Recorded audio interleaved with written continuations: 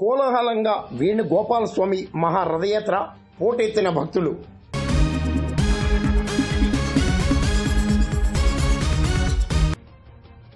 పెదపూడి మండలం వేండ్ర గ్రామంలో రుక్మిణి సత్యభామ సమేత వేణుగోపాలస్వామి మహారథయాత్ర మంగళవారం అంగరంగ వైభవంగా జరిగింది.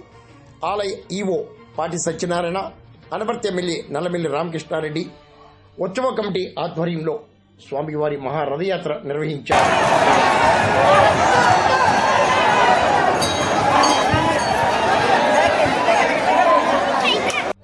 ప్రాచీనంగా ఈ గ్రామంలో వేంచేస్తున్న రుక్మిణేశ్వర శ్రీ వేణుగోపాల స్వామి వారి దేవాలయం ప్రజలకు ఆభార గోపాలంగా వెలుగొందుతూ ఉంది.